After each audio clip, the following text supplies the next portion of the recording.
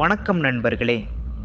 கலியுக மந்திரா சேனலுக்கு உங்கள் அனைவரையும் அன்போடு வரவேற்கிறேன்.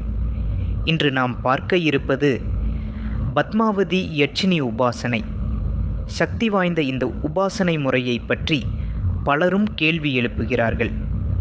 குறிப்பாக குறி சொல்லும் ஆற்றலை பெறுவதற்கு இந்த உபாசனை எவ்வாறு துணை புரிகிறது என்பதை பற்றி விரிவாக பார்க்கப் போகிறோம். யட்சினி என்றால் யார்? அவர்கள் தெய்வ சக்தியா, அமானுஷ்ய சக்தியா? யட்சினி உபாசனை பாதுகாப்பானதா? இந்த அடிப்படை கேள்விகளுக்கு முதலில் தெளிவான பதிலை பார்ப்போம்.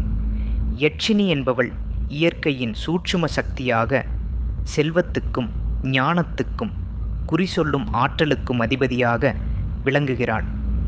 பத்மாவதி யட்சினி சௌந்தரிய லகரியில் போற்றப்படும் தேவி அம்சங்களில் ஒருவள். இந்த உபாசனையின் மூலம் ஒருவர் பெறக்கூடிய அபூர்வ நன்மைகள் என்ன? பொறுமையாக இறுதி வரை இந்த காணொளியை பாருங்கள். பத்மாவதி என்றால் தாமரையில் உதித்தவள் என்று பொருள். பத்மாவதி யட்சினி அஷ்ட யட்சினிகளில் முக்கியமானவள். இவளுக்கும் திருப்பதி ஏழுமலையானுக்கும் உள்ள தொடர்பு நமக்கு தெரியும். ஆனால் தாந்திரீக உபாசனையில் இவள் ஒரு தனிப்பெரும் இடத்தை வகிக்கிறாள். இவளுடைய அருள் கிடைத்தால் ஒருவரது வாழ்க்கை எப்படி இருக்கும்? பத்மாவதி யட்சினி செல்வ செழிப்பை வழங்குபவள்.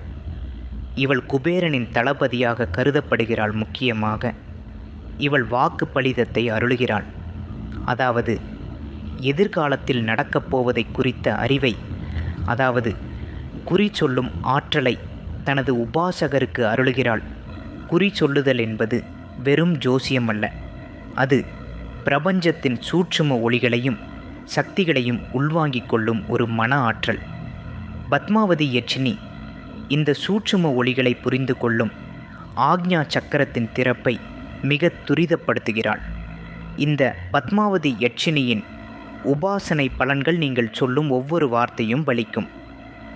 ஒருவருக்கு நல்லது சொன்னால் அது நிச்சயம் நடக்கும். இது தவறான வழியில் பயன்படுத்தப்படக்கூடாது. நடக்கப் போகும் நிகழ்வுகளை ஒரு கனவு மூலமாகவோ ஒரு உள்ளுணர்வு மூலமாகவோ முன்கூட்டியே அறியும் திறன் கிடைக்கும். சில சமயம் தியானத்தில் எதிர்காலத்திற்கான தெளிவான வழிகாட்டுதல்கள் கேட்கும். இதுவே பல சித்தர்கள் குறி சொல்ல பயன்படுத்திய முறை. குறி சொல்பவருக்கு இயற்கையாகவே மக்கள் மத்தியில் ஓர் ஈர்ப்பு ஏற்படும். அவர்கள் உபாசகரை நாடி வருவார்கள்.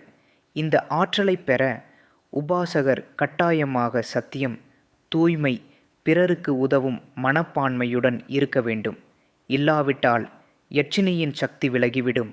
பத்மாவதி யட்சினி குறி சொல்லும் ஆற்றலை மட்டும் வழங்குவதில்லை, வாழ்க்கைக்கு தேவையான அத்தனை செல்வங்களையும் வழங்குபவள். உபாசகரை நோக்கி செல்வமானது காந்தம் போல் ஈர்க்கப்படும். திடீர் அதிர்ஷ்டங்கள், தொழிலில் பெரிய வளர்ச்சி ஆகியவை உண்டாகும். எவ்வளவு பெரிய கடனாக இருந்தாலும் அதை அடைப்பதற்கான வழியை மிக விரைவில் காட்டுவாள். குடும்பத்தில் சண்டைகள் நீங்கி அமைதி நிலைக்கும். தாம்பத்திய உறவில் அந்யோன்யம் அதிகரிக்கும். குழந்தை இல்லாத தம்பதிகளுக்கு குழந்தை பாக்கியத்தை அருளும் சக்தி இவளுக்கு உண்டு. தீராத நோய்கள் நீங்கி உபாசகர் நீண்ட ஆயுளுடன் வாழ்வார்கள். நோய் எதிர்ப்பு சக்தி அதிகரிக்கும். நீங்கள் பேசும் பேச்சு பிறரை வசியப்படுத்தி உங்கள் சொல்லுக்கு மதிப்பு கொடுக்கும்படி செய்யும். இது ஒரு தீவிரமான உபாசனை. சரியான குருவின் வழிகாட்டுதல் இல்லாமல் இதில் இறங்கக்கூடாது. உபாசனை விதிமுறைகளை பார்ப்போம். பொதுவாக பௌர்ணமி நாட்கள், வளர்ப்பிறை காலங்களில் வெள்ளிக்கிழமை இரவு இந்த உபாசனையை தொடங்க வேண்டும்.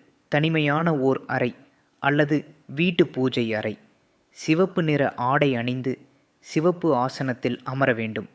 தாமரை மலர்கள், தாமரை விதை மாலை, இனிப்பு பலகாரங்கள், பாயாசம் அல்லது பால் ஏடு. ஒரு குறிப்பிட்ட எண்ணிக்கையில் குருவின் வழிகாட்டுதலின்படி விடாமல் ஜெபம் செய்ய வேண்டும். பிரம்மச்சரியம், சுத்தமான சைவ உணவு, பொய் பேசுவதை தவிர்த்தல் ஆகியவற்றை ஜெபகாலத்தில் கண்டிப்பாக பின்பற்ற வேண்டும்.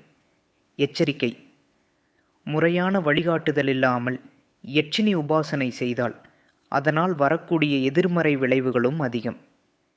யட்சினி சக்தி ஒரு குழந்தை போன்றவள். அன்பாக பார்த்தாள். அள்ளிக் கொடுப்பாள். அலட்சியப்படுத்தினால் கோபம் கொள்வாள்.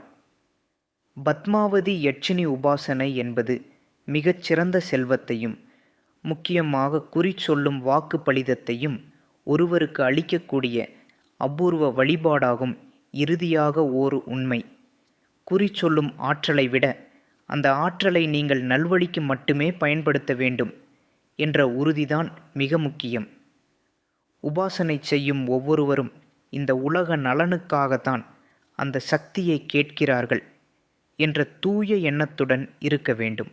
உங்களுக்கு பத்மாவதி யட்சினி உபாசனையில் முழுமையான முறையான வழிகாட்டுதல் தேவைப்பட்டால், உங்கள் ஜாதகத்தில் உள்ள உபாசனைக்கான தகுதியை அறிய விரும்பினால், உங்கள் குருவாக இருந்து இந்த உயர்வான உபாசனையை நான் தொடங்கி வைக்க விரும்புகிறேன். நீங்கள் தொலைபேசி மூலமாகவோ வாட்ஸ்அப் மூலமாகவோ என்னை தொடர்பு கொண்டு உங்கள் கேள்விகளை கேட்கலாம். உங்கள் உபாசனை குறித்த வழிகாட்டுதல்களை பெறலாம். இந்த காணொளி உங்களுக்கு பயனுள்ளதாக இருந்திருந்தால் லைக் செய்யுங்கள். உங்கள் நண்பர்களுக்கும் இந்த அரிய தகவலை பகிர்ந்து கொள்ளுங்கள். நன்றி, வணக்கம்.